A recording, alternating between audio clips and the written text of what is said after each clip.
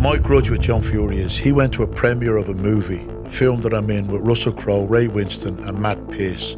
John Fury showed me no respect that day. And then he's up in front of the world's media saying he'll fight any 58-year-old man on the planet. Well, I'm that man. And I have a reason for I want to fight him, because he called me a fake hard man. I will show him. He's the one that's shying away from the fight. He's the one that's called this fight on, and he's the one that's tried to belittle me. You're through to Option 1. Option 1 Podcast. Hello and welcome back to the Option 1 Podcast. Today we are joined by the man, the myth, the legend, Big Joe Egan. How are you? Great, Theo. Thank you very much. A lovely introduction. It's all right, mate. Thank you. Tell people that don't know who you are, what's it like to be Big Joe Egan? What do you do? Well, I wasn't always Big Joe Egan. My dad was Big Joe Egan. Your dad was called Joe as well? Yeah, I was named after my dad, and he was always Big Joe Egan. All right. And then one day, I was about 16. I was on the doors of nightclubs at 15. I left school when I was 14, Theo. I left school with 2 swimming certificates. I had no real education. My plans in life was to make my fortune with boxing. And I didn't make my fortune with boxing. But I worked the doors. I left school and I worked the doors, and I was 16, and I think, and one of the doormen called to the house. Yeah. And my dad answered the door and he said, "Is Big Joe in?" And my dad said, "I'm Big Joe." No, Big Joe. And my dad went, "No, I'm Big Joe." "Oh no, the other Big Joe." And then it turned out that he was looking for me. Looking for you. So my dad said he knew then he'd lost his title. Yeah. But he was always Big Joe in my eyes anyway. Yeah, Big Joe. In his prime he was 6'3", built like a tank. He was a concrete worker, and wow. I remember as a kid, we never saw much of him, Theo. We like a lot of the Irish, Ireland's greatest export has always been its people. Like a lot of the Irish, my dad went away to work in the UK or America. Yeah. And we used to get to see him maybe a month or 2 months of the year. But I remember one time I was about 10, me and my 2 brothers. I'm the eldest of 7.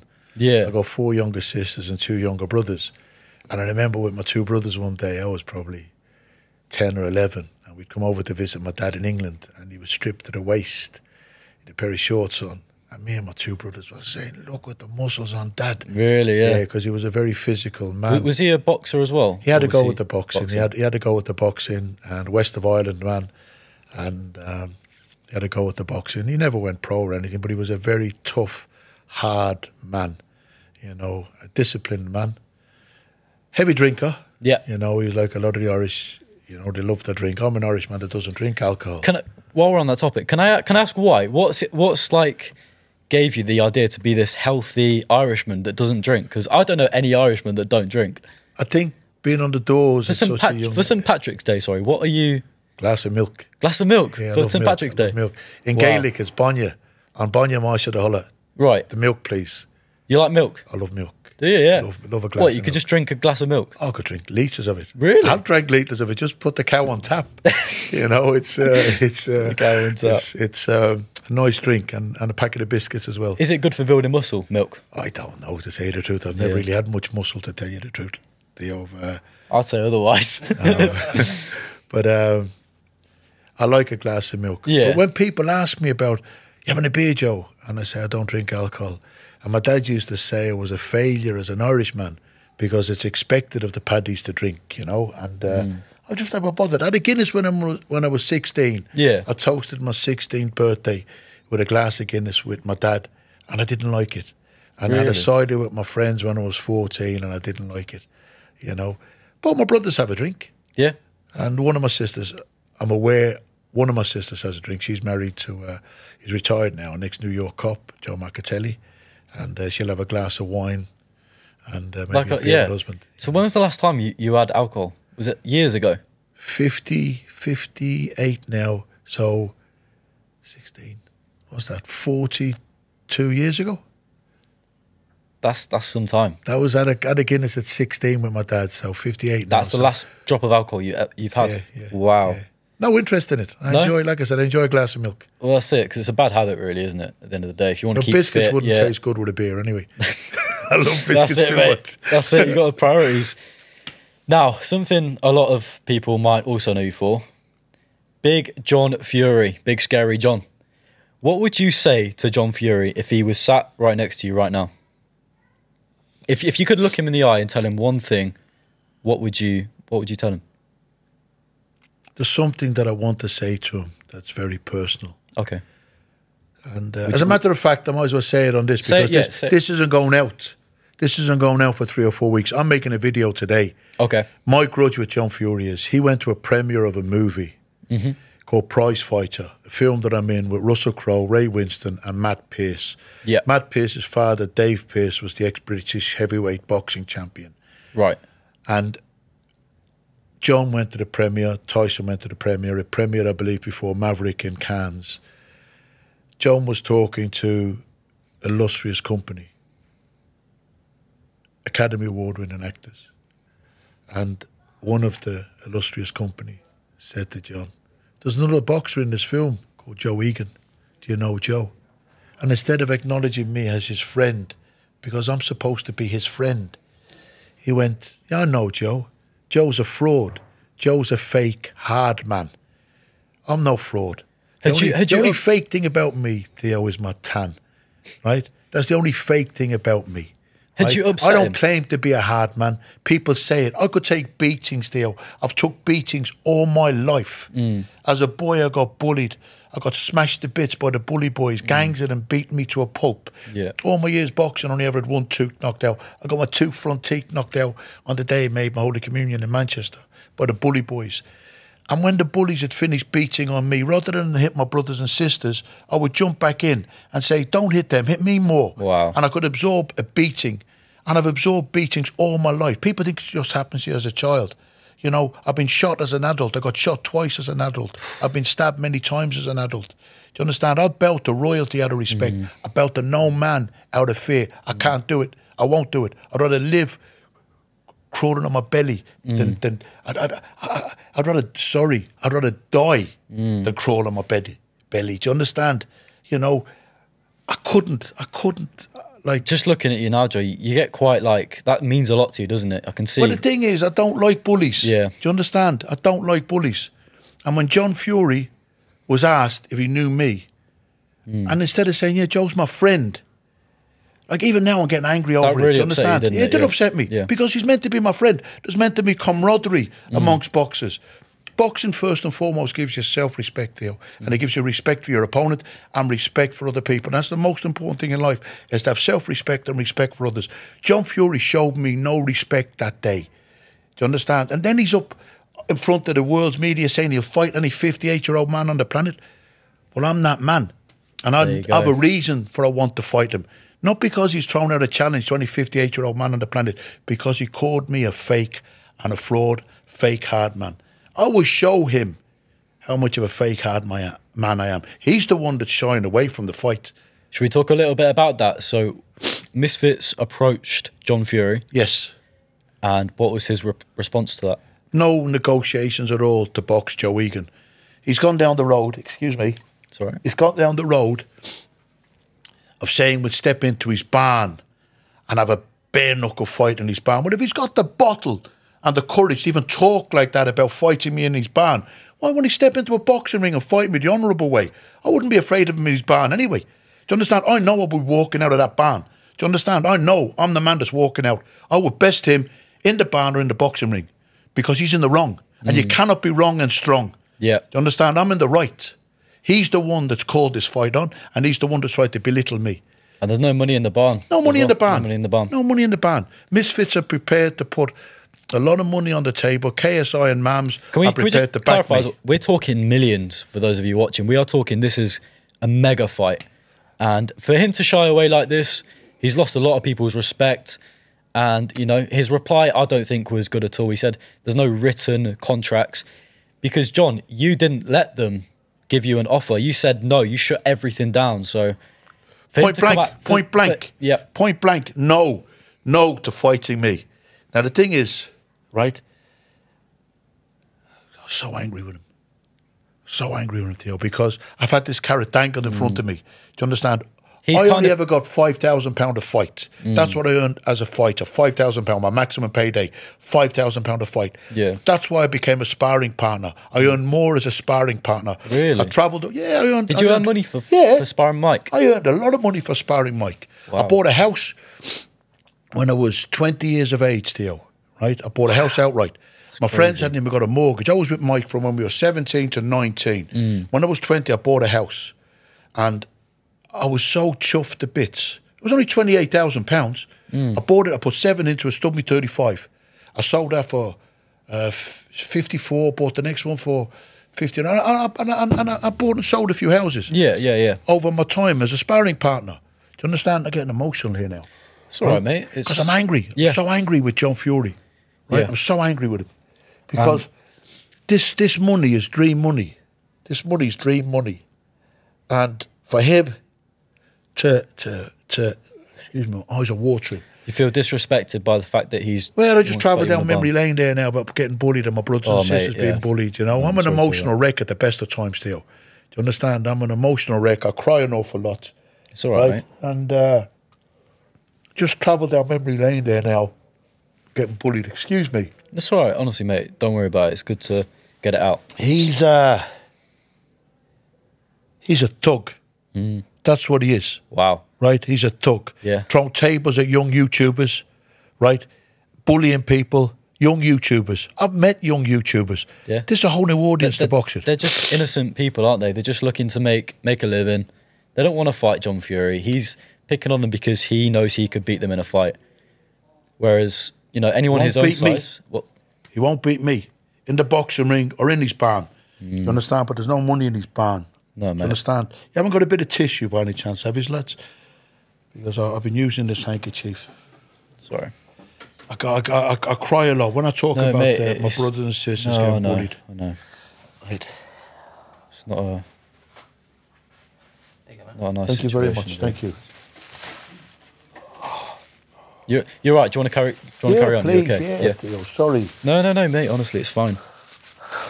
You know I cry a lot. You've been in interviews with me. Yeah. You know? Yeah, but it's good to get it out. At least you're an open book at the end of the day. You know, people like that authenticity of it. When I speak about getting bullied, you know, I travel down memory lane and you ask what it's like being Big Joe. I'm not only pitchy trip at all. I've got a good life. Yeah. But I've had a hard life, Theo. I've had a hard life, you know. When I was boxing professional, I worked 3 jobs. I worked a door in a pub, I worked a door in a nightclub, and I worked in Dublin Airport. Yeah. Never had the luxury of a training camp. You know, I'd try and sleep for a few hours, then try and train. And, you know, John would have been the same. John would have worked on a building site and then gone to fight. If there's anything left in the tank at 58, a nice training camp, 14 weeks training camp. I got my camp sorted for Future Ventura with Adam Bailey. He's trained several world champions. So you've already got all that sorted. You're ready to go. Ready to go. 3 months. I haven't cycled the bike, Theo, for 20 years. But I know I could go out onto the street and cycle a bike. I'm not going to win Tour de France. Yeah. I haven't been in a boxing ring since I was 38 years of age, 20 years. But I know my way around the boxing ring. And I know my way around the boxing ring enough to beat John Fury. I believe that. Yeah. He probably believes he could beat me. But if he did believe he could beat me, he'd take the fight. Right? So I agree. I think he's got an element of doubt in his mind. Do you understand? But I go with bullies when they're confronted. They bottle it. Yeah. And I believe that he's bottled it. Right? I really do believe it. In your heart of hearts, can you see it ever happening? If you ask yourself. I have to believe it's got to happen. Do you understand? I have to believe it's got to happen. You know, Misfits have said they won't give up on it. Yeah. They'll keep pushing. You know, it's going to get to the stage now where I'm going to have to insult the man. And that's not me. No. Do you understand? That's not me. You kept it very respectful. I pride myself on my manners. But now, the fact that I'm saying one of the reasons why I want to fight him is because he insulted me. It's making me angry. Yeah. Right? And when I get angry... Your pride means a lot to you, doesn't it? It does, yeah. What you've done and accomplished. And for him to downplay that and call you a fraud is just... It's wrong, Theo. It's wrong. I don't claim to be any hard man. No. Never have. Mike Tyson... He battered me for nearly 2 years, made me cry many, many times, hurt me many times. Yeah. This particular day, there was 4 white sparring partners. You knocked 3 of them out. I was number 4. Battered me to a pulp. Never put me down. At the end of the spar, he goes, Joe Egan is the toughest white man on the planet. Far, far from it. I was the toughest white man in the gym that day. What a compliment from a man like Mike Tyson. Wow. I took a beating from Lennox Lewis, stayed on my feet, heard the final bell. And for a man like me, just a normal man. You're just to a be normal able bloke, to stand on my feet with the two best heavyweights of my era and not get put down. It's an incredible claim to fame. People say I milk it a lot. I've earned the right to milk it, and I'll milk it to my dying breath. Do you understand that? Of course, Mike Tyson and Lennox Lewis battered me because it was an honour to share the ring with them. And if you're going to get battered, you might as well get battered by the best. By the best, I got battered by the best of my era. It's better than getting battered by nobodies. So, well, I think that's what John Fury's afraid of. Right. Because you're I'm not nobody. anybody. Do you understand? No, I'm not, Theo. I think people disagree. I was an okay fighter. I was a better sparring partner. I was an okay fighter.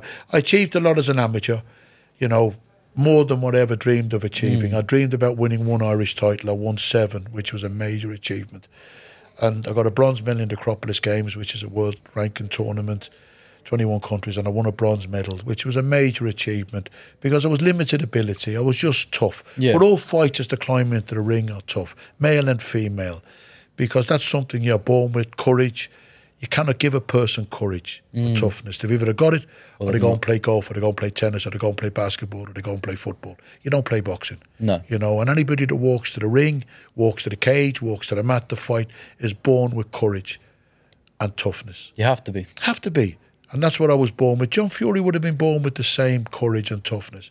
But his conduct is letting the sport down. Because I believe boxing doesn't just need great fighters, it also needs great ambassadors, and he's not a great ambassador for the sport. As a matter of fact, he's a bad ambassador for the sport. You know, There you go. I want to put manners on him. Yeah, you want to teach him. I want to put manners on him. Yeah. I want to stand over him and say, there you go. Who's the fake fraud? hard Who's the man fake now? hard man? Yeah. Right. I like that. Just shying away from boxing a little bit, what do you think it means to be a man in this day and age? What do you think it takes for someone to be like, yeah, you're a man, you're a good man? Just, Theo, conduct yourself. Like I said earlier on, have self-respect and respect for others. Yeah. Carry yourself well. Help others.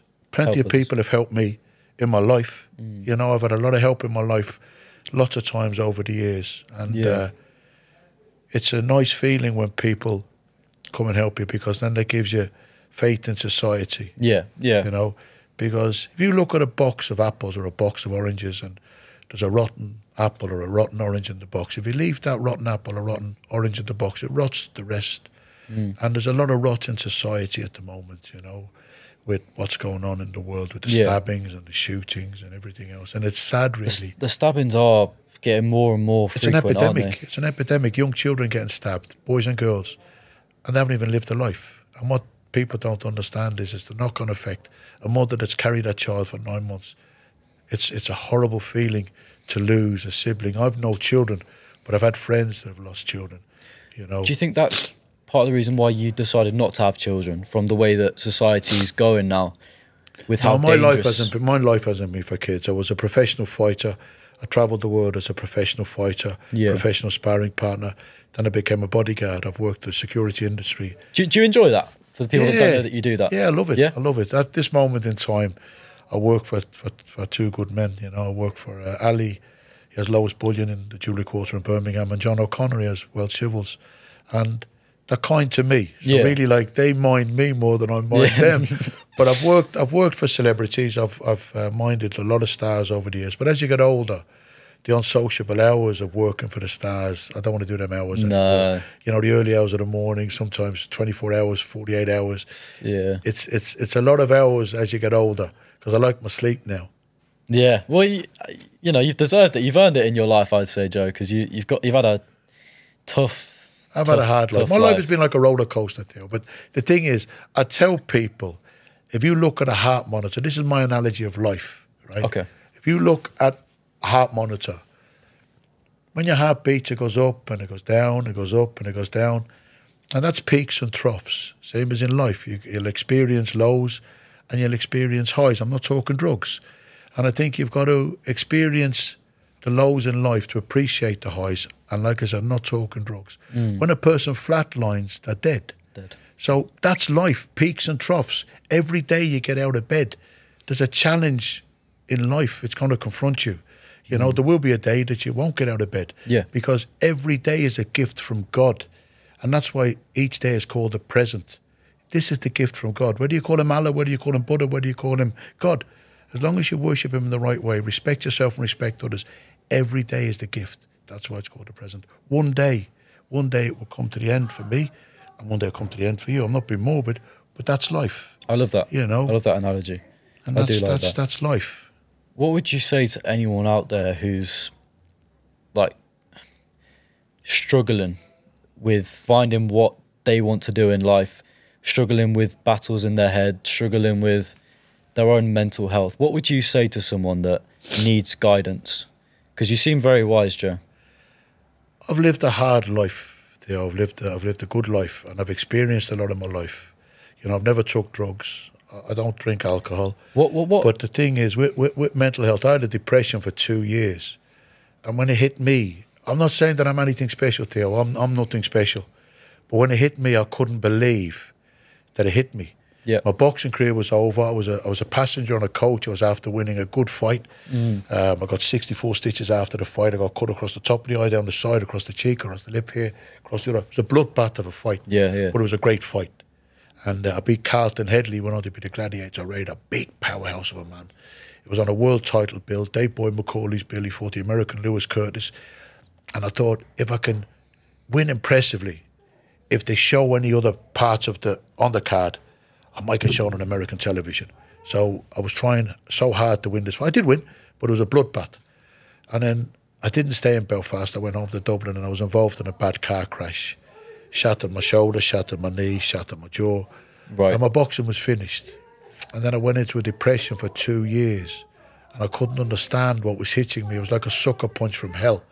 You know, I was... Can you describe what sort of... Did anything make you happy during the depression? Everything I'd ever done. If I cycled a bike, if I walked, if I swam, it was all to benefit boxing. Things that I'd enjoyed, you know, but it was all to benefit boxing. And when my boxing was over, I didn't have any enjoyment in them things. And I just went into this downward spiral. And I remember this particular day, I had a beautiful dog. I had a beautiful boxer dog called Sheba. She lived to 14. She had 24 puppies, 13 her first and 9 survived, 11 her second and 7 survived. And one of my friends, Jim Rock, I was with Jim the other night. We did a show in Leeds, an Irish night, with Jim won a version of the world title. Yeah. We're there with Steve Collins. I fought Steve twice. All grew up together, you know. Yeah. And Jim bought one of my puppies and put it to stud, you know, and then I had one pick of the litter from him. So I had a grandmother and grandson. I called the grandson Solomon. But Sheba went to 14. But I was feeling sorry for myself this day in a spiraled downward slope of depression. And my dog was whinging, crying. And I'm saying, shut up, Sheba, shut up. And then after 2 hours of whinging, crying, I got up and she'd pooed on the floor. And I felt ashamed to think that my dog was in pain and I wouldn't even get out of bed to open the door to let her go out to the toilet. And I knew then there was something wrong. Yeah. I knew my life is in a mess. So I went to Mr. Eastwood. I went down to the gym in Belfast. I hadn't been in the gym in 2 years. I'd piled on the weight because I was still getting wages. I was still being looked after and minded by my manager. I was living in his accommodation. But I was just eating junk food because my boxing was over and my mind wasn't focused on anything else.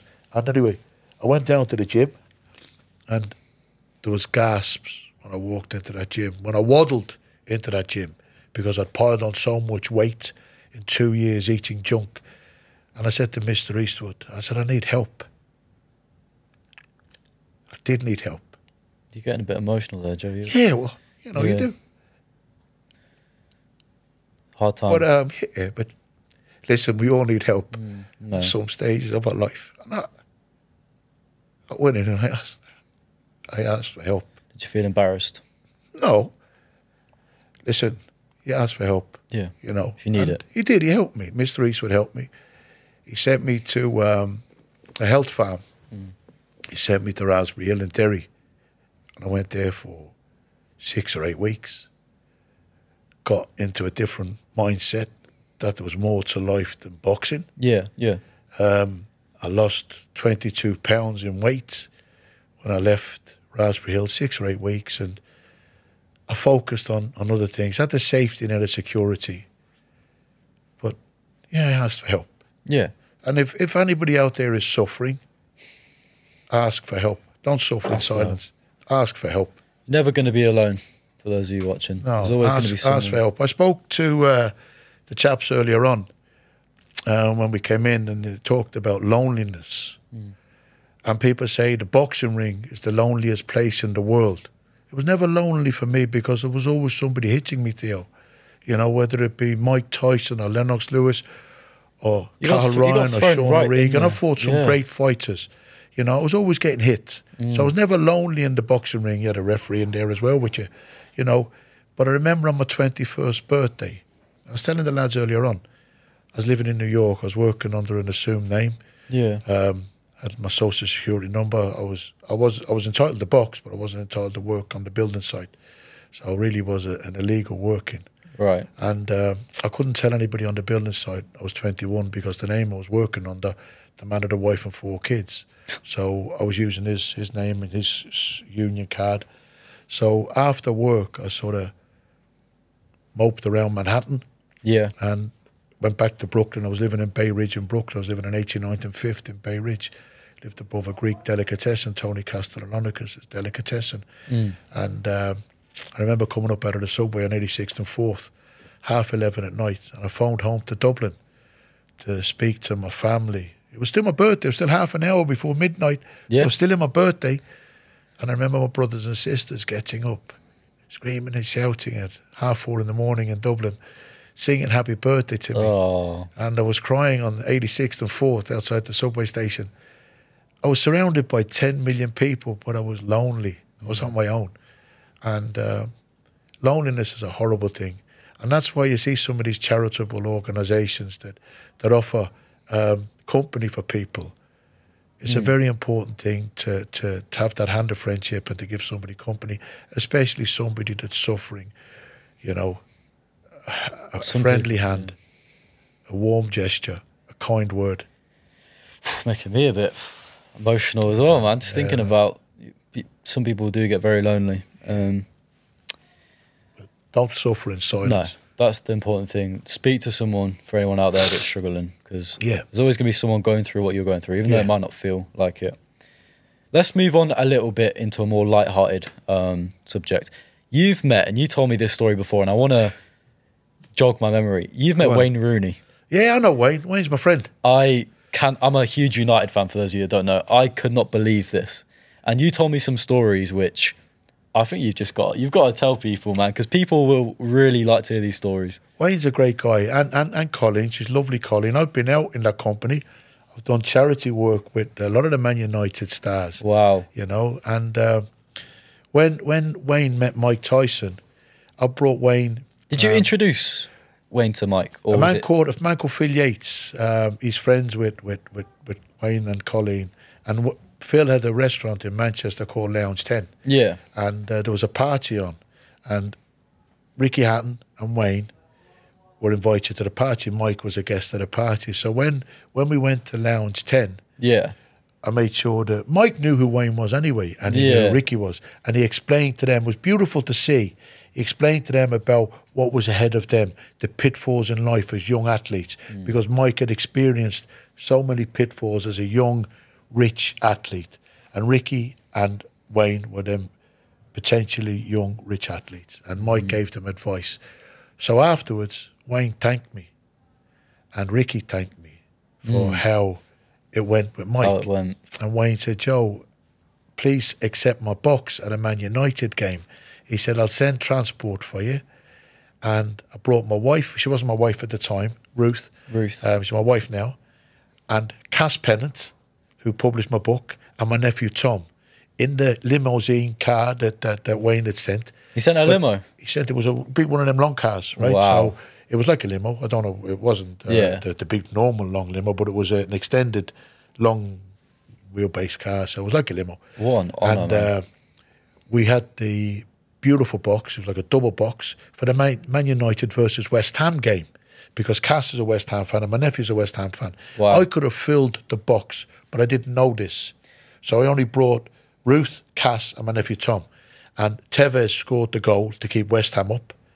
And then he ended up going to play for Man United afterwards. Oh, so, yeah, of course. Yeah, West Ham had Tevez at the time. So Cass was over the moon and my nephew was over the moon.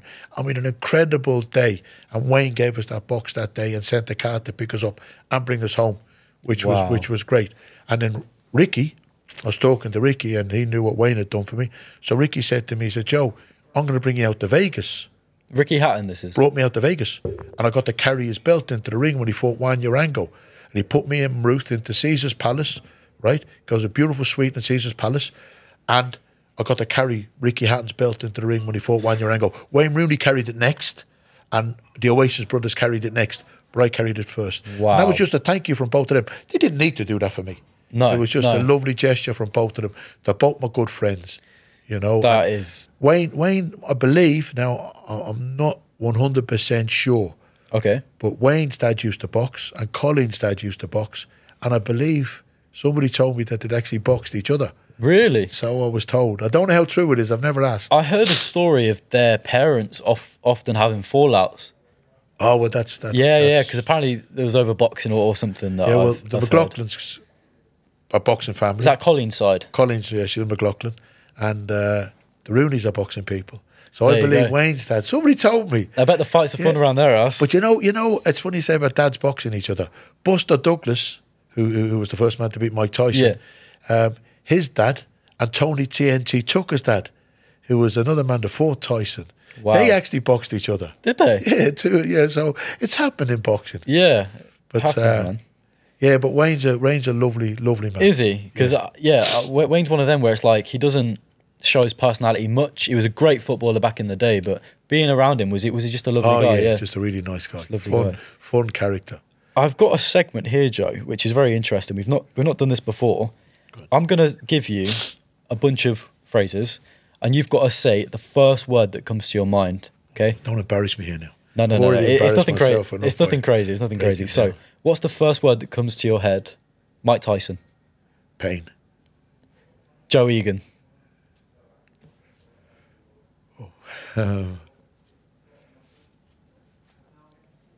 Never been asked. Look, I've It's all right, man. Yeah, you take your time. What do you want to be remembered as? a nice guy. Nice guy. That's all I want to be remembered as. People ask me. I just want to be remembered as a nice guy, Theo. That's all. And I pride myself on my manners. Always have, always will. Yeah. You know. But that's a sentence. That's not one word. No, you have to one word that describes One you. word. Decent. Yeah. Yeah, I'm a decent guy. Decent guy. John Fury. One word to describe him.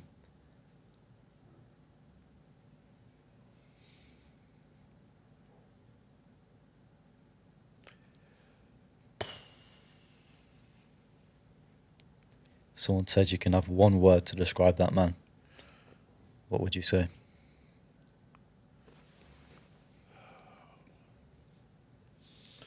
Because the obvious that I'd go to, coward. Or I don't like to call him that, but it's going that way, Theo. Do you understand? It's going that way. And I hate to call a fighting man a coward. Do you understand? It's an insult of the highest order, but it's going that way. You know, I'm trying to think of a word. Oh God, I'm not the best academically. it's a tough one, isn't it? Yeah, You don't want to diss him, but at the same time, it's getting that way. getting that Do you way, understand? yeah. It's getting Yeah. that way, Theo, because he's really making me very angry. You know, because Misfits have tried to negotiate, and he's just point blank saying no after saying what he said. You understand? yeah. So I don't want to call him a coward. Fraud. Fraud. There you go. Fair That's enough. what he said about me. That's, yeah, there I'm you just go. echoing his sentiments about me. Reversing it round. Yeah, Muhammad Ali. greatest. Greatest. I like that. That's what he used to say. He was the greatest of all time. GOAT. I The met him on GOAT. 4 occasions. I was at his house in Michigan. What- Al Capone used to own his house. What was He's it like living in Al meeting? Capone. What was it Oh, like meeting Muhammad listen, Ali? I used to envy my dad. My dad met him at Steve Collins' fight when Steve Collins fought for the first world title. He fought Reggie Johnson. And my nephew, who's 37 now, would have been probably 4 at the time. So going back 33 years, I think. And Muhammad Ali was at the event in Yeah. New York, I think it was, and my brother-in-law, the cop, I got my dad good seats, and my dad was looking at Muhammad Ali, and Tom, as a child, manoeuvred through the legs of the bodyguards.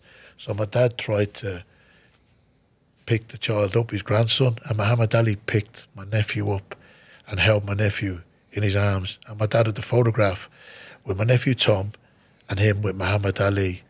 And I used to envy my dad so much for meeting him, because I used to do an Ali shuffle as a tribute. To me, he wasn't just the greatest man to enter a boxing ring. He's one of the greatest men to enter this world. Boxing was blessed and privileged to have him. He could have turned his hand to American football, baseball, basketball. The man was just a supreme athlete. Boxing was, like I said, graced to have his presence in a boxing ring. I've heard a lot of people say that. Oh, the greatest of all time. And when I went through his gates of his home, GOAT, greatest of all time, excuse me. Is that what was in his home? That's on the gate as you go through. That's what the word goats. He called himself the greatest of all time. And to me, he was, he is, like I said, Like I said, not just in the ring, but outside the ring. He's been proven. He helped so many people. They highlight the Vietnamese War, the Vietnam War, of his stance against the war that's been proven to be a wrong war anyway, but that's just one thing that he did in his life. He's helped so many people. He helped the Irish. They say his roots came from Ireland. The Irish were trying to claim him.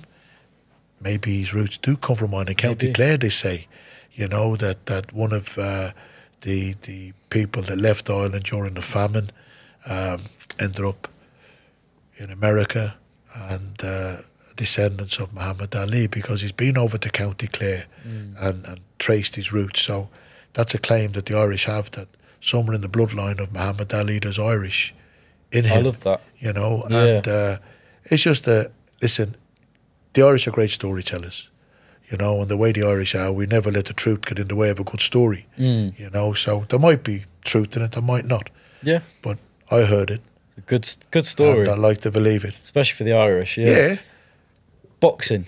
Yes. One word to describe it. What does boxing mean to you? What in one word? I love it. Love. Love? Yeah, I love the sport. That's funny, because the next one I actually had, love. What does it mean to you? One word. It can be family, it can be friends, it could be anything. What does love mean to Big Joe Egan? I love my family. So family, I suppose, yeah. Family. But that's the great thing about boxing. Boxing is a great camaraderie in boxing. It is like one big family. Yeah. All over the world. You go anywhere in the world, there might not be bouncing a basketball, there might not be kicking a soccer ball, but to be a kid punching a bag is the most cosmopolitan sport in the world, And please believe me, I know it's only... one of these days, they're going to find life on a planet out there somewhere, and I guarantee you one of them aliens will be punching a bag. Yeah. It's one of the first things they'll be doing. It is a sport that's so cosmopolitan, so it wouldn't surprise me that there'd be aliens punching each other. You're probably right. You're probably right. I love the sport so much, and I love the fighters. Guys that I've actually boxed, I've still remained friends with them to this day. And people that don't understand the sport, how can you smash each other to bits, batter each other, and embrace each other at the end of a fight, and have a friendship that will stand the test of time? I can't explain it other than respect for each other. Yeah. And when you see me and Cathal Ryan, we battered each other in the finals of the Irish Championships. He was the head doorman in the nightclub where we worked. And we went to work after the fight, all busted up. People go, oh, it must have been a bad fight tonight. We were after boxing each other, and I was the best man at his wedding. And we're still great friends to this day. Some of my other real close friends, Steve Dawson, he finished my career first time round, Steve did. That was my last, like I said, I was 38. And me and Steve had boxed many, many times in the sparring together. He was a good light heavyweight. And we worked the doors together. And when I made my comeback, after 12 years out of the ring, was a big write-up in the boxing news. It said George Foreman makes the comeback after 10 years. Big Joe Egan makes the comeback after 12 years. To get mentioned in the same paragraph as George Foreman was incredible. That is incredible. Incredible. And then when I made the comeback, I'd come out of prison, Theo, you know, and I was broke. And I didn't want to do another crime. I'd let my family down. I'd embarrass my family. I'd embarrass myself. And when you say crime, what kind of crime are we talking about? But what had happened in my life, Theo, right? I won't talk bad of her because she's tragically recently died. Okay. God rest her. She died at 51. They're only a few weeks ago. But when my boxing career finished, I came to the UK to work and got my head together through Mr. Eastwood, and I realised then that there's more to life than boxing and that. And I came to the UK to work. I came working for a man called Paddy Finn. He was in the pub trade, ex-Irish heavyweight champion. And I came over. I managed his pub. Got the licensee for the pub. I did a BII certificate, British Institute of Innkeeping. I'd done 2 MVQ certificates. Like I said, I'd left school with 2 swimming certificates. So suddenly now I'm getting a bit of an education. Yeah. And I'd done 2 years managing Paddy Finn's pub, and then the opportunity came up to take over a pub in Erdington called the Lyndhurst. It was on a very rough housing estate, but there was good people on the housing estate. And I took the pub with my business partner from doing £1,000 a week to doing £16,000 a week. We were making a good living. We had the big function room. We had boxing tournaments on. Bunny Johnson, the first black British heavyweight champion, he came to the pub, and Richie Woodall, former world champion, and Rob Norton, former world champion, Ernie Shavers, the hardest puncher ever of all time, came to my pub to visit people in the pub. Denzel, out of Only Fools and Horses, Paul Barber, my friend, came to visit me in the pub. I had a lot of celebrity friends visit the pub, and we built the trade up. Celebrity friends that I know through the boxing. Anyway, the racketeers wanted protection money. I thought this only happened in movies. It happens in real life. Is that an actual thing that goes on? Yeah. Is it just in cities, or is it across? It happens all over the place. And when you say racketeers, so these are a gang of people who scum, gangsters, right? What are they asking you to do? £500 a week protection money. Protection money from them. Right. Okay. Like I said earlier on, I bow to royalty out of respect. I bow to no man out of fear. So on the 19th of July 1998, they put a demand in. Yeah. The 26th of July, they attacked the pub. I got shot twice. And it was a bad day. Had headlines in the newspapers that said the attack on the Lyndhurst pub made the Braveheart film look like a Walt Disney movie. It was a bloodbath. Lucky nobody died, but there was a lot of people wounded. I was one of them. Anyway, I was charged and had to fight a legal battle. Charged with what? Attempted murder. But they attacked you. Yeah, but the law is strange the way it worked. Right. And then my ex Lisa had issues with her over my house in Ireland, and I speak bad of her. And then the brewery were trying to evict me, saying I wasn't a fit and proper person to run that pub. So I was fighting on 3 fronts, and I ran out of money. How were you paying for all that at the time? I sold everything. I had my savings, and I sold what I had. I sold my watch. My mum and dad got me for my 18th birthday. My ring, they got me for my 21st. I sold everything I had. Well, that was hard, though. Very hard. That. Very hard. That's what I say. People think that Joe Egan's life has been a bed of roses. It's been a lot of thorns on the way as well, you know. There's been roses many times, but there's been a lot of thorns and a lot of weeds. But it's life, you know. And like I said, I'm not on any pity trip. I've had a good life, and I'm still here. And I'm enjoying every day. Like I said earlier on, every day is a gift. It's a present, and I'm enjoying it. But when I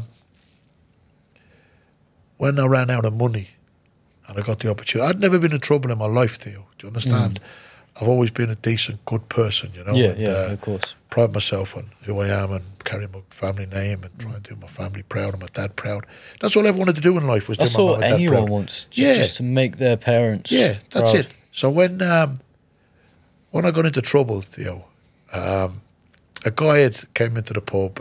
I was introduced to him, and he asked could he park stolen cars on the car park of the pub. I was at such a low ebb in my life. I was at such a low ebb in my life. Now, in life, if you get one bite of an apple, you're doing okay. You know, some people don't get that bite of the apple. I had the bite of the apple with the boxing. It didn't work. So now I'm getting a second bite of the apple in the pub trade. And suddenly the rug has been pulled from underneath me, and it was very, very hard to let that go. Because, like I said, I'm getting a second bite of the apple. I might not get a third bite. No. Well, so I turned to crime, ashamed of myself. I really am ashamed of myself. Did you go to prison? Yeah, I went to prison. And one time that I only ever see my dad cry was when his daddy died. And I didn't understand. Me and my two brothers, we were very young at the time, and in every boy's eyes, his dad's the toughest man on the planet. In my eyes, my dad was the toughest man on the planet. And I'd watched him coming in the front door, and my mum greeting him in the hallway, telling him the news. I didn't know what was going on. I just saw him hold his head in his hands like that and break down crying. And my arms around one of my brothers, and I got such a fright because my dad was crying in front of me. I'd never seen this before, you know, and I got such a fright.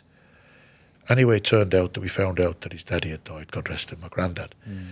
Anyway, wind the clock on years later, when I was found guilty of my crime, and I looked up to the gallery, and I saw him holding his head in his hands, and it was like deja vu. It was the same feeling of his daddy dying, me getting sent to prison, and I felt, I'm not going to cry now, I felt sick and ashamed to thinking what I've done has hurt my dad as much.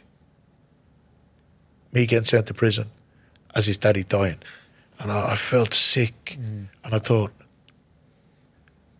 it just broke me, you know. When I went down the stairs to the cells, and I just felt ashamed of my life. Anyway, when I came out of prison. How long did you? I originally got 2.5 years. And then when I was in prison, the Crown Prosecution, the West Midlands Police, who had exposed for corruption, appealed and tried to get me 7 years. And then they got it increased to 4 because I'd upset them. Do you understand? I'd upset them because on the day of that attack, they let me down. You understand? They knew what was happening that day. There was men coming to my pub with guns. They knew the West Midlands Police were well aware. And it still took them 55 minutes to get to me. Police station 600 yards away. You know, well, 55 minutes. You know, that's crazy. It is bad. It's bad. Crazy. But the thing is, what doesn't kill us makes us stronger. Yeah. And that day, there was a band of brothers, there was friends of mine in the pub. They frequent the pub as ex-boxers, friends. It was a good pub. And they stood with me that day. I might not be here if it wasn't for them. Really? You understand? Yeah, I'd have took a couple of the scum that attacked me with me. What good had that been? You understand? So I was blessed and very fortunate that I had some friends there that day, male and female. There was women fighting for the right reasons as well, because what was happening to us was wrong. And we stood our ground. And anyway, when I came out of prison, Theo, I made a comeback into boxing. And do you regret that, or are you happy you did it? The comeback into boxing? Do you regret it? Because I know some people, they come back and they think it's either for the money. I wasn't for the money that time. You was? Yeah. Because I come out of prison and I was broke. And I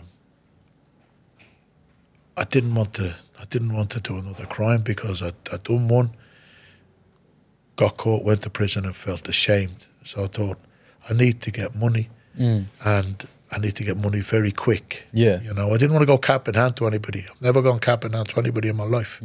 People have helped me, but I've never gone cap in hand. People know when I'm down, they say, look, there you go, Joe, we'll help you up. But I've never asked, I've never gone cap in hand. And I made a comeback. I asked Mike Tyson if I could. I wasn't good enough to be a sparring partner anymore. I've got to fight on one of his undercards. And he said, yeah, and Shelley Finkel contacted me. And he said, Joe, we get you on one of the undercards. But I said, I'll have a warm-up fight in Ireland to see how I go, if there's anything left. I was 37, going on 38 years of age. And I boxed for a guy called Mark Williams, who I'd trained with before. I trained with Mark. I got him ready for 2 of his wins. Oh, yeah? Yeah, he had a good win in Ipswich, and he had a good win in London. He fought on David Starry's bill, and he fought on Julius Francis's bill. So I got him ready, good heavyweight, you know, and cruiserweight come heavyweight. And I'd prepared him for 2 of his fights, helped him years before. So when I got the opportunity to fight, I hadn't fought for 12 years. Mark hadn't fought for 2.5 years. Was it nerve-wracking getting back in there after all that time? Did you forget that question, Theo, right? It's funny you asked that question because the fear that the fighter goes through sitting in that dressing room is a strange fear. We were talking about this before we started. Like, before you make that ring walk, what How do you calm yourself down for one? Well, I'll tell you, I mentioned his name there a few minutes ago, George Foreman. This is one example of what a person goes through before they fight. George Foreman, on a video called Champions Forever with Ken Norton, Larry Holmes, Muhammad Ali and Joe Frazier and George Foreman. 5 of the greatest. Larry Holmes, Ken Norton, Muhammad Ali, Joe Frazier, and who were the 5 champions? Ken Norton, Larry Holmes, Muhammad Ali, George Foreman and Joe Frazier. They're the 5 champions, all talking about their experiences in boxing and life. And George Foreman said when he was getting ready to fight Ken Norton, he said, I looked across the ring, he said, at Ken in the opposite corner. And he said, he was the finest specimen of a male I've ever seen in my life. He was chiseled, muscles on top of muscles. He said, I walked to the centre of the ring. Ken walked to the centre of the ring. He said, I eyeballed Ken. Ken eyeballed me. He said, I was so glad that Ken didn't look down because my knees were shaking. And I thought, fair play to you, George. If one of the greatest heavyweight champions of all time can admit he's scared, so can I. Yeah. And I was terrified before fights. Mike Tyson says it himself as well. He used to cry in the dressing room before fights because you question yourself, have you trained hard enough? Yeah. And then you question yourself, you want to hear the final bell. Of course you want to win, but your pride wants you to win. But the more important thing is that you want to hear that final bell. And there's a song or a poem, and it's stand up and fight, fight like hell. Stand up and fight until you hear that final bell. That's a fighter's pride. You know, you want to hear that final bell. Win, lose or draw. You know, and you want to know that you've given the best you can. Yeah. That's all you can do. But when you're sitting in that dressing room, different emotions go through and you get the butterflies. You want to wee-wee all the time. You want to go to the toilet because you just want to... I've done it. You've been there. You've boxed. Mate, it's one of the scariest yet exciting things you do because there's this element of like, I might impress all these people around me. They're all here for me. Yeah. But then like when you actually step in the ring and, you know, you're touching gloves, that was for me the moment where I was like, oh, shit, like, I'm on my own now. This is real. I'm looking at my coaches. They're good luck, Theo. And that's it. To me, it's a very lonely... See if you can walk that walk to get in a fight, Theo. Nothing in life will faze you.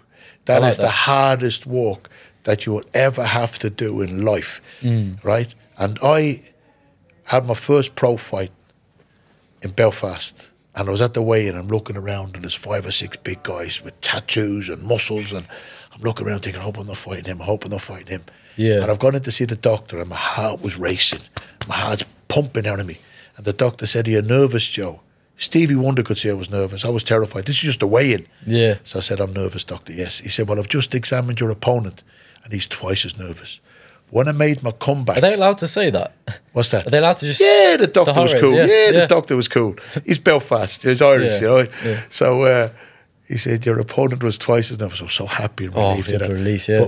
But when I made my comeback, I'm in the dressing room, and Darren Corbett, the Commonwealth Cruiserweight champion, came in. He said, Joe, the guy you're fighting's in the next room, screaming, shit, ah! And I start laughing. I've got my hands on the back of the chair and getting my hands bandaged. Screaming as in like... Just a mad, just a mad, like a warrior scream, like getting ready to win the battle, right? And I start laughing. It was the back page of the Irish Daily Mirror. Me with my hands over the back of the chair, getting my hands bandaged, and I'm looking at Darren, and I'm laughing, but it was a nervous, tense laugh. I was going to say, because it was a nervous, tense laugh. But 12 years out of the ring, I'd actually forgotten what the fear was like. And I'd fought in the Burlington Hotel. Now, I'd fought in this hotel as an amateur, and now fighting in it as a pro. And I've since done a show with Mike Tyson in the same hotel. So next of all, they said, right, let's examine your hands, Joe. So they come in, they check your bandages, then they stamp your hands. They said, right, glove up, Is that as if Joe. to say you've got nothing Make sure in your here, knuckles are on your wrap properly and you haven't got anything underneath your bandages that, you know, just to make sure that it's all done properly to the rules. Of course. And next of all, they said, glove up, Joe. So is that the moment where the heart starts pounding a bit? You can hear the crowd. I walked out of that dressing room, and as I said, I'd walked out of this dressing room as an amateur, so I knew my way to the boxing ring from that dressing room. I walked into the venue, the big hall, and I walked past the boxing ring, and I was walking out of that building. True as I'm sitting here, I was walking out, and as I'm walking to the exit, two geezers that were sitting went, tapped me, and they went, Joe. And I went, what? They said, you've missed the boxing ring. This was on Irish television. So I have to turn back and walk back to the ring. See, if they hadn't have tapped me, I probably would have walked out of that building. My mum only lived 10 minutes from the hotel, and I'd been at my mum's front door, knocking on the door. I didn't want to be there, Theo. No. Anyway, when I got into the ring, the first 2 rounds, I wasn't in it. I wasn't there. And I'd sparred well. I'd sparred with Steve Dawson. I'd sparred well. I'd trained hard. I'd got myself in good shape in prison. Did you win this fight? Yeah, the comeback fight. Yeah. But you stopped it, didn't you, in the 8th round? It was a hard win, Theo, because the first 2 rounds he was hitting me from every angle. I wasn't there because of the nerves. The nerves, emotions, ring rust, everything else. You know, what am I doing? And I was 37, going on 38, 12 years out of the ring, and I've come back to my corner after the second round, and my corner man, Tony Man, who was my trainer as an amateur, hit me a slap like I wasn't being hit enough. Wake up! You're getting hammered. So did you have blood anywhere? Were you bleeding at all? I can't remember, Theo, to tell you the truth. I know I was getting hurt. So I've gone out for round 3, and I got into the fight in round 3. And in round 4, I was doing a little bit better in round 4. And towards the end of round 4, I pushed Mark into the corner to try and... He was moving along the ropes, and he was faster than me, and I pushed him into the corner. But as I pushed him into the corner, his shoulder dislocated, because I got a lot of strength, and I pushed him into it, and his shoulder dislocated, and his arm fell by his side. And I thought, he's wounded here, he's hurt, because I saw him trying to raise his arm. And he couldn't. But he went back to his corner. He still came out for round 5 with one arm.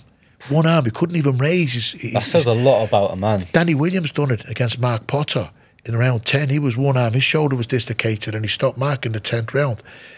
But we're warriors, do you understand? We are modern day gladiators, and that's what a boxer is, a modern day gladiator. You're a modern day gladiator, Theo. You box, you know what I'm talking about. Doesn't matter what level you box at. I was going to say, I'm nowhere near the level. Doesn't matter what level you box at. The fact that you glove up and get in and fight an opponent, you're a warrior. You're born with a courage that you cannot teach somebody. You're born with that courage. You can teach people skills, but you cannot teach them courage, right? And Mark came out for round 5 with one arm. He couldn't even raise his other arm, and he was trying to fight. The fight was stopped. It wasn't the best of the ways to win. Win's a win. A win's a win.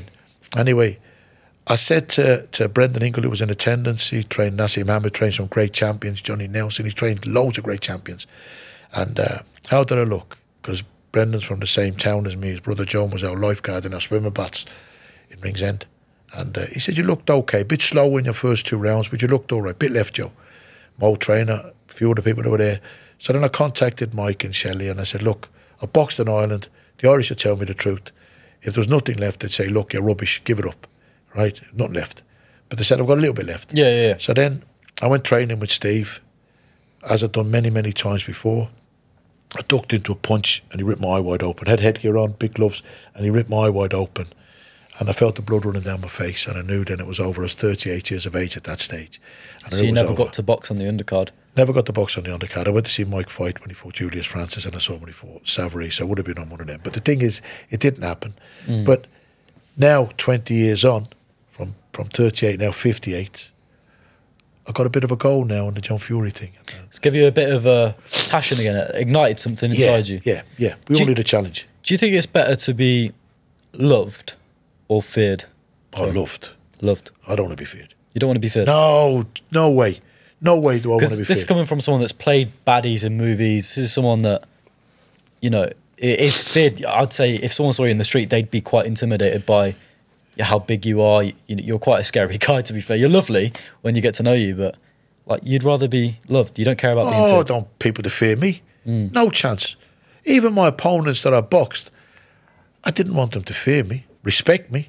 Yes. Respect me enough to train hard to fight me. Yeah. Yes. But don't fear me. You know, as I said, some of them are my friends. I boxed many of my friends over time, you know. Yeah. But I don't want people to fear me. Who do you look up to the most in life? Oh, my dad. Your dad? Oh, my God, yeah. Even Worship the ground he stood on. And my mum. That's all I ever wanted to do was to do them proud. I think my boxing done my dad proud, and I think my acting done my mum proud. You know, she used to see me getting killed in the film. I was going all to the say, time. must be nice for her to see you doing something else. Yeah, well, tragically, I lost them both in 2022. Sorry to hear that. No, it's like I said earlier on, it's the only sure thing in life, sadly, is death. Tragic. It was a bad year, 2022. My dad went on the 24th of April, his 85th birthday, and my mum went on the 28th of December. So 2022 was a bad year for me. Yeah. But we go on, and we soldier on, and I treasure the memories every day I think of them. Yeah, that's the best thing to do. Do you find it hard to trust people? Yeah. You do, don't you? Yeah. I've been let down so many times. Been let down by family. So Really? sometimes, I've been let down by family. Sometimes people in life say to me, "You'll not believe what so-and-so done." I say, "Listen, I've been let down by so many people. I was let down by the Irish Boxing Association, let me down. The West Midlands Police have let me down. You know, two proper organisations. Yeah, they're meant to be there for you. Yeah. So what chance have you got with everyday folk when the Irish Boxing Association, the governing body, you know, a world governing body, you know, they're sitting on the Olympic committees, you know, and everything else, and they took liberties with me. You know, 84, they said I was too young for the 84 Olympics. I accepted that. In the 88 Olympics, I was fighting well in 88. I beat Selden. He went on to win the world heavyweight title. I'd given a good account of myself against Lennox Lewis. I'd won a bronze medal in the Acropolis Games in 87. I'd beat the Polish heavyweight number 4 in the world. I'd beaten a European silver medalist. You know, I was fighting well. And they said, "No, we're not sending you to the 88 Olympics because you've been training with the pros in America and you've been getting paid." What? I said, "Well, I'm sparring. I'm a sparring partner." "Yeah, but you're getting paid. You're a professional athlete." I said, "Rubbish." You know, and if you look now, they're all getting money. Yeah. All the athletes are getting money.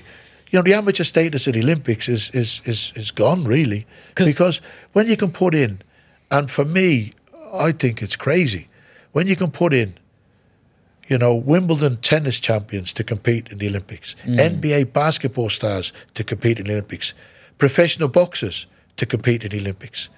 You think to yourself, where's the amateur status gone? But they told me in 88, because I was getting paid in America, that I couldn't go. And they let me down. So I've been let down by a lot of people in my life. Do you find it hard to trust people? It hurts. People think because you're boxed and you got the reputation as a tough guy that you don't feel pain. I'm not immune to pain. I'm not immune to pain in any shape or form. No. You know, and emotional pain. See, emotional pain, that hurts more than physical pain. Because see, physical pain, you get a broken nose or a broken jaw or a busted eye socket or a broken arm, the doctors will tell you more or less to the day when that will heal. See, when you get emotional pain, there's no time tariff to tell you when that emotional pain You have to kind is of going to heal yourself in a way, don't might you? never heal. You know, I've never gotten over not going to the Olympics.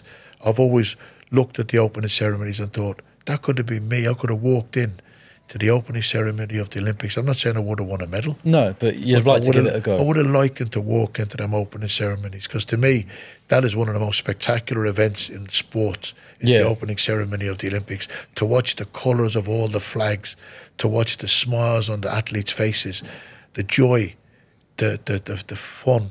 And I wanted to be part of that. I carried the flag in the Acropolis Games, 21 countries competing in the Acropolis Games, and it was a wonderful feeling to carry my tricolour, my national flag in to the stadium, 21 countries competing. But imagine walking into the Olympics. I'm not saying I would have been the team captain or anything like that, but I would have been part of the team. And they deprived me of that. I'd earned the right. I was 7 times Irish champion. I was champion in 87. I was champion in 88 Olympic year. You know, when you're champion of something, what does it feel like in your everyday life? Do you feel a sense of like, I could beat, like, did you walk into a room and be like, I could beat every single person in this room right now? Did you have that every sense fighter thinks that anyway. Yeah. Every fighter, you will think that when you are going in. You can't go in and think, I'm going to lose today. You know, even when I was fighting Lennox Lewis, right, I hadn't got a chance. No. I had not got a chance. That man had every natural attribute going. His height, his reach, his speed, his power was better than mine. He was better than me in every way, shape and form. Yeah. What I was hoping for, that he'd have a very, very, very bad day, that particular day when we fought. And did he? No, He battered me. He didn't, but You can wish, yeah. he beat the living daylights out of me. But you get in there and you think, if he has a bad day and I have an exceptionally good day, I've got a chance. Here's something. But you don't get in there thinking, I'm going to lose today. Who would you rather fight tomorrow, Lennox Lewis or Mike Tyson? Oh, Lennox Lewis. You would? Yeah, because he didn't hurt me as much as Mike. Okay. Mike hurt me a lot more than Lennox did. What did his punches feel like? Was it... Because I've been hit... It's like a numbness for me is what I describe hard hitters as. Like, you don't feel it as much. Part of the adrenaline. You're lucky if you get that numbness, because then you don't feel the pain as much. You know, I've been numbed by Lennox and I've been numbed by Mike. So it takes a bit of away the pain. But people ask me, how bad did Mike Tyson hurt me? He made me cry many times. Actually, like, physically cry? Oh, busted me up. But the thing is, see, if Mike Tyson missed you with a punch, you'd get pneumonia from the draft. His power was incredibly speedy, you know.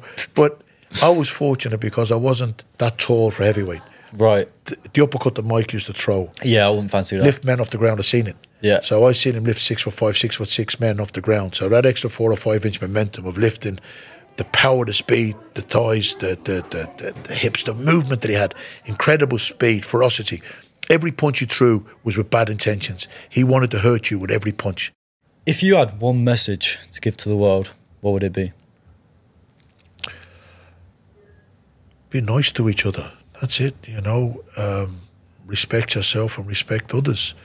Be nice. It's so important, you know. Muhammad Ali used to ask people to be nice to each other. You know, one of his favourite sayings was, he said, I wish people loved each other as much as they loved him. You know, because the world loved him. He was adored. Oh, all over the world. He was adored, loved, idolised. You know, I know the affection I had for the man and the world had for the man. You know, when he died, heaven gained. You know, they gained something very, very special, one of the greatest human beings ever to enter this planet. And he used to ask people to love each other, you know, as much as they loved him. And that's what I say to people, be nice. Cost nothing. Be nice to each other. Need more kindness in the world. Yeah, it's so important. I think you've been an absolutely amazing guest, Joe. The amount of stories that you've got, you could go on for hours, couldn't you? Yeah, it's been great talking to you. I travel down memory lane. Yeah. You know, travel down memory lane. I'm a bit of an emotional roller coaster. You're an open book, though, which is what people like about you. I just tell it as it is. You say it as it is. Yeah, say it as it is. No front. But yeah. I cry a lot, you know. But it's a good thing, though. You know, there's nothing weak about an emotional man, like you've said to me. You know, it shows strength to cry and stuff like that. So you've definitely taught me that. But everybody watching, hope you've taken something away from this podcast, whether it be strength, whether it be ideas, whether it's just to learn about the man himself. But go follow Joe on all of his social medias. Get at John Fury, because we all know that needs to happen. We don't want to see him fight Carl Froch. We don't want to see him fight Mike Tyson. And it won't happen. Can't happen. We've spoke to... Can't happen. The fight with me can happen. It can happen. That's the sad thing about it. It's a fight there for him to take. The realms of the imagination of Tyson, Mike Tyson, and Carl Froch. That's the realms of his imagination. Reality is he can fight me, and in reality, he could beat me.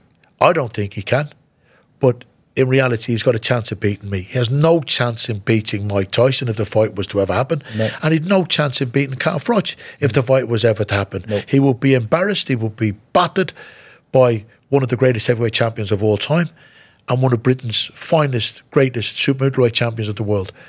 They would beat him to a pulp, and he would have embarrassment and shame, right?